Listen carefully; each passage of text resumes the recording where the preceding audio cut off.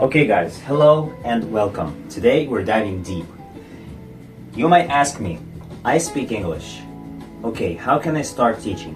What should I do? And of course it's obvious that you might just have to watch some videos about English grammar and prepare yourself, but I will give you the basics that most teachers miss. And I promise you, I have tried demo lessons with a lot of teachers, right? Sometimes just my staff that, work for me, or I would message other teachers, would just see how they teach. I don't believe in stealing anyone's work, but I honestly tell you that the way I teach is what kept me alive, right? I used to make a living like that. So the first thing that I would tell you to do is, we have two categories of people. So we have kids and we have a regular person. So you have to be able to work with both, but let's start with an adult who doesn't speak or know any English. So what are we going to do?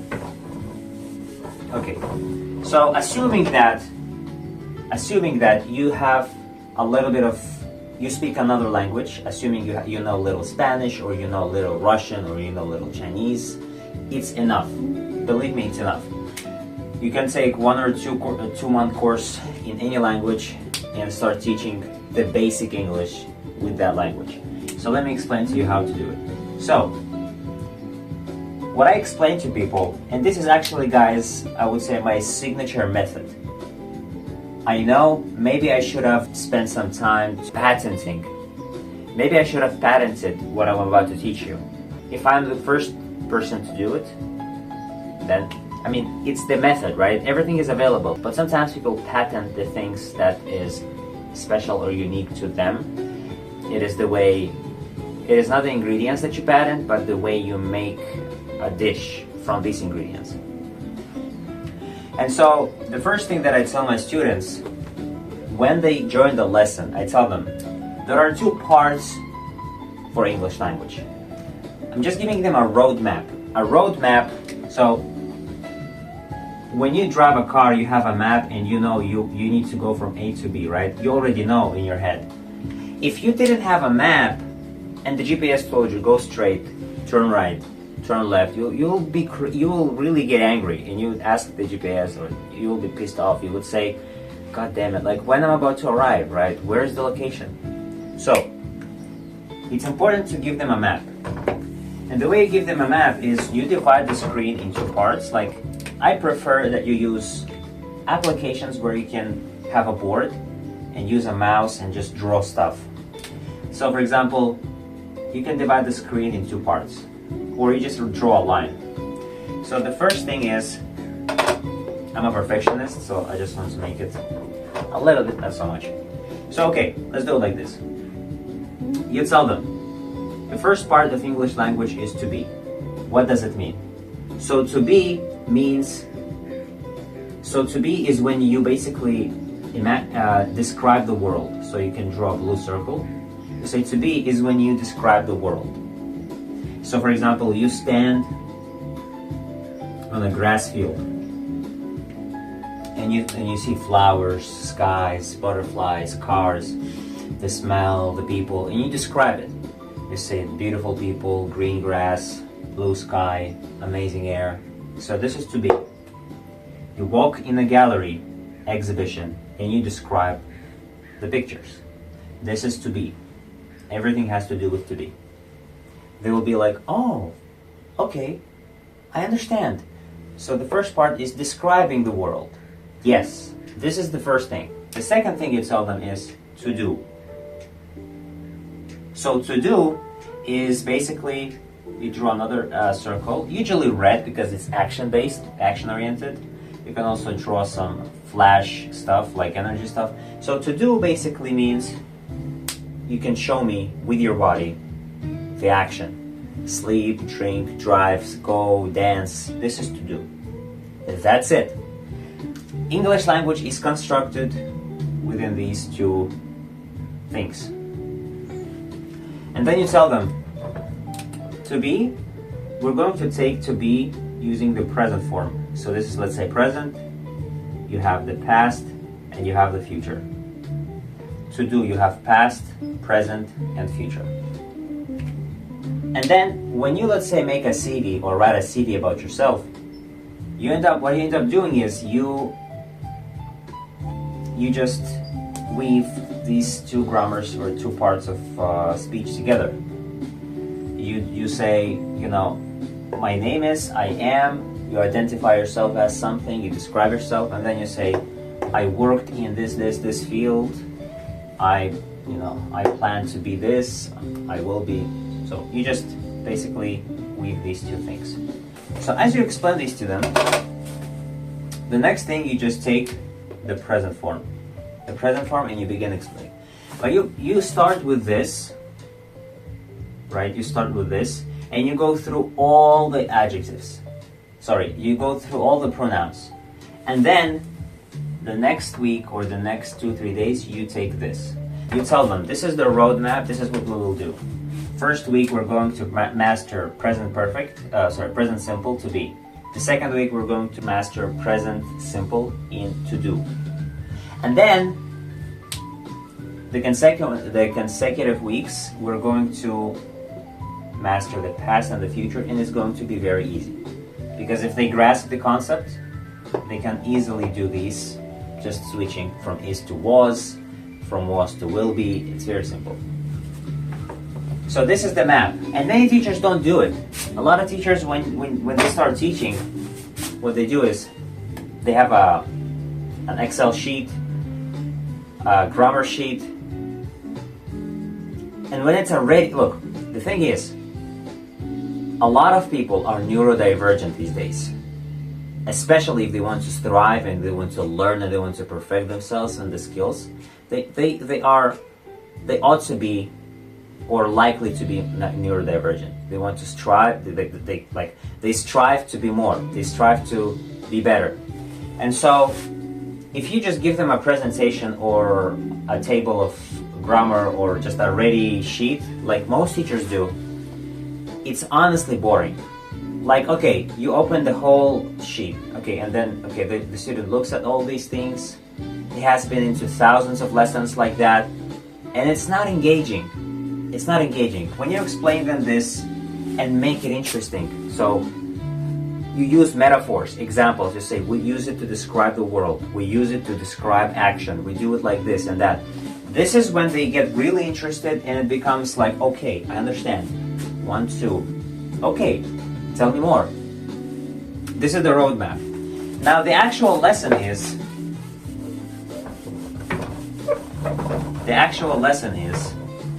let's take to be. Let's take to be. Okay, and so the teacher, I would tell you honestly, guys, I was not born in an English speaking family, but one thing that stuck with me from the teacher that taught me, one of the teachers, is the order of pronouns. The first thing that you do is basically remember, when you explain to be, go with each pronoun at a time. Do not give them everything. Some teachers would be like, I, we, they, you, he, like I, we, they, you equals. Don't do it. Don't do it like that. It's not engaging. It's not interesting. I can certainly tell you that we can, I'm open to any challenges, guys. You give me any student who's got no basic knowledge in English, who starts from the bottom, like from zero, from A1, A0, and I teach him with this method, I promise you that they will love me, and they would stay with me, and they will study with me. I have had a lot of students coming back to me, trying 5 to 4 lessons with other teachers, and coming back to me. Okay, so I know what I'm talking about. So the first thing is, you use I, and you add a plus, which is a positive example. Okay, so you ask them in their own language. You say, how do we say in their own language, right? I am happy. They will say, I happy or I is happy, no matter what they say. You work with them and you correct them. You say, I am happy. Okay? you tell them I am. So this is the verb to be. This is your be, like who you are, right? Try to explain it to them. Or maybe it's the same thing as I happy, but it's just like grammatically and perceptively more correct. Then you tell them, okay, negative example. How do we say I am not sad? Or if you want to stick with this word, you can do not happy. They will say don't. They will say all sorts of things. You just copy this. You say, okay, let's copy. I am, and we put happy here. So what we do is we add not. The student will be like, oh, okay, and they write it down. Listen, the way I teach you right now is interactive. The student makes mistakes, so the first thing is you ask them a question. So before you give them a ready example, you ask them a question. You ask them a question. Before you give them the negative, you ask them another question. How to make it a negative. Next, when you ask them, okay, so how to make a question. So I am happy. How to make a question if you are happy or not. So they will say, is you happy? They will, like I said, all sorts of things. You just tell them, okay, the way we make questions is we flip this. So I am is a positive affirmation, is an affirmative sentence. Am I is a question, right? You ask yourself, am I, and then you just copy paste. Am I happy? Am I happy? You'll be like, oh shit, okay, and they write it down. And then you tell them, okay, how do we answer? And to answer this, I usually like to tell them this. And what I found is they remember ways to answer when I give them this exact answer. So if you just tell them the answer is yes I am, no I am not, it may not stick with them. You have to go back to the example. So you will tell them, okay, you see this plus sign? So instead of a plus sign, we say yes. Yes. And you copy this. I am. I am. A lot of them, guys, copy this. Yes, I am happy. But you have to tell them, English language is made to make this, like, English language is mostly, the grammar of English is made not to repeat yourself a lot, right? I have, I do, I am. So if the question, you can give them an example. You can tell them, if someone asks you, if you are a happy Asian person in the slums of Venezuela, he's not gonna repeat this whole thing. I am happy, like I'm a happy person in the slums of Venezuela. Like he's not gonna say that. So give them an example so they understand. Yes, I am. And if the answer is no, instead of this no, you say no, and then you copy. Just copy. You tell them, don't invent anything. You just copy what's given. So you say no, I am not. That's it. This was a very interactive lesson. I mean, not a lesson, just the first pronoun. They love you. They enjoyed it. They write things down. And if they tell you, I'm gonna take a screenshot, tell them no. I want you to insist and explain to them scientifically why writing is better. In my experience, when, let's say, teenagers or kids make mistakes and I make them write it, they rarely repeat the same mistake. It stays in their head. So how are they different? Same thing happens with adults. When they write it down, they tend to remember it better. When they take screenshots and you, let's say, give them an actual photo to describe a picture of people on the beach, will they go through their screenshots? I mean, if they are in a hurry, some people think it's a waste of time to write. But you tell them that you are here for quality, not for speed. Like it just doesn't make sense. If students sometimes refuse to write, I'll be like, you either study the way I know is better, the way the professional tells you, or don't. If you don't want to write, if you don't want to comply, Bye. Because at the end of the day, they will not get the results you promised, and they will resent you. So they either comply with you or they don't. So this is the first pronoun. And then what you do is you use the second pronoun. One at a time. One at a time. Then you go with, so the order that I go with is I, we. So after I do I go to we. And I explain to them, okay, so plus, let's say we're friends. Give them a chance to answer, to guess. They say, whatever they say, then you correct them. You say, we are friends. Okay, why do we add S? You can explain that to them, plural, we add S. But then you can also give them the ways to make it shorter, so you can say, we are friends, right? And then we are not, we aren't, or we are. So give them all the possible ways to make a sentence. But the order, so you should work with one pronoun at a time. But remember, this is very important. I know some of you would like to make it faster or skip, but no. If you make it like that, it's interactive, it's engaging, they love it. Okay, and I'm sure that you haven't heard of this method. I believe very much that no one, or very few people in this world, maybe my teachers that I taught do teach like that. So the pronoun order is I, we, they, you. One at a time, guys. I'm just giving you the order that I teach. And then he, she, it. He, she, it. Why is it like that? Because we batch.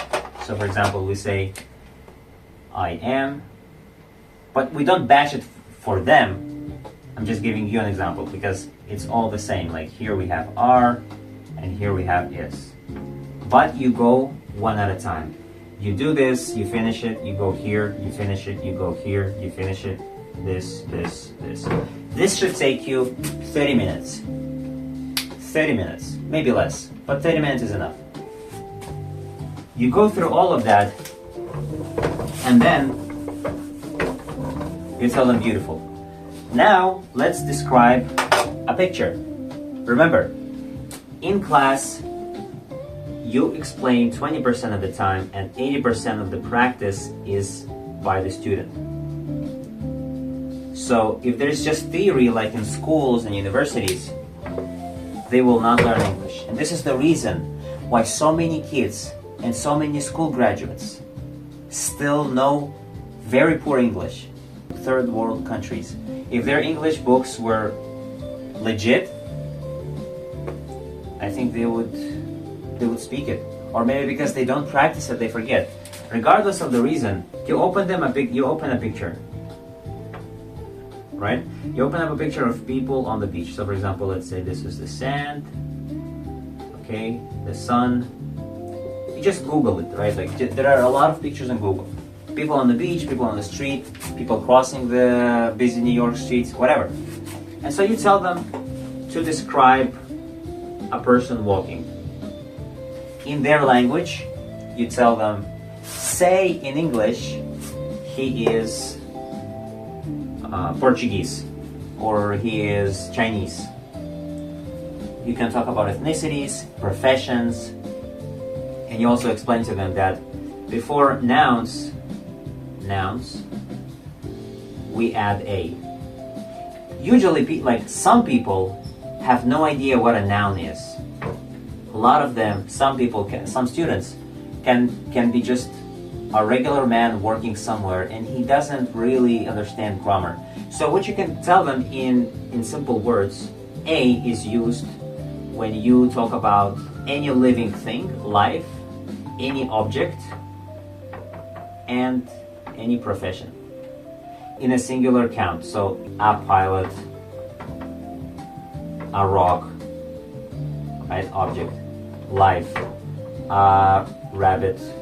And so guys, remember, the demo lesson should be around 15 to 20 minutes. This is when you explain to them the concept of I and we, right? You just show them your vibe, you show them how you explain, you show them the lesson, you check their vibe if you like them, and then you guys agree upon the dates of studies, days on, like, the most important thing is you agree and you make a deal. Let's study. Okay, so the demo lesson is finished. I tell them, okay, what days do you plan to study, or how many days are you comfortable studying a week? Let's pick a time. You make a deal, you close a deal. That's it. At the end of the first lesson, guys, official lesson, you explain them this concept of an office. You open up an office, and you explain to them the prepositions. Right? You give them some prepositions, you give them the objects, plants, screens, and you just explain to them when do we use the. For example, the plant is on the edge of the desk, right? I can see the plant, I can see the desk, so I'm defining and definitely speaking about this desk, the desk, right? The desk. If we, let's say, go to a restaurant and we decide to call it by its name, Grills X, we don't use the. We just say, I'm going to Grills X, or I'm going to Bob's Grills. But if, let's say, there is no name to mention, if there is no specific brand that you're naming, then you, of course, are going to use the, if the person knows the restaurant you're talking about. If they don't know the restaurant you're talking about, let's say I see a tree here, and you don't know what kind of a tree is this, you don't see it, you don't know anything about it, so I would say a tree. You explain that to the student. And so they practice, they make examples, they feel happy, and you have done your job very well. And believe me, guys, this way of teaching is the best way that students can retain, because they practice, they write it down, they speak it, they love you. You can't lose. And the reason is, this is tailored to neurodivergent people. Maybe other types of students, but I believe even if you're not a neurodivergent, like even if the student is not a neurodivergent, I still believe this method is one of the best ways. And guys, don't forget, so I have a Notion page where I have accumulated all the materials to supply your first lesson, your second lesson, your third lesson, vocabulary, books, picture dictionaries, script, how to talk, how to message, how to text, everything in between. I have dedicated and prepared that in my Notion page below. It's my personal Notion page, guys. If you want to save yourself time and basically just go by the beaten path that I have always been testing what works, what doesn't work. A/B testing, if you're into marketing, into advertising, you always know you have to test. So the Notion page that you have is going to save you a lot of time. This is my personal page, from how to talk to a client, how to speak to them.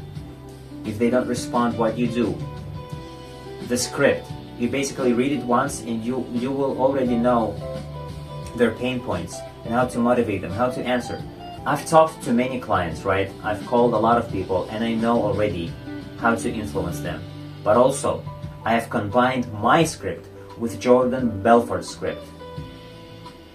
And this is a powerful combination. You can't lose. And also, guys, you have the materials to supply the lesson. The top 50 words, the American English files, picture dictionaries, everything in between. So guys, the link is in the description below. Let me know what you think about this, or if you liked or if you enjoyed the lesson. Looking forward to seeing you again. See you soon.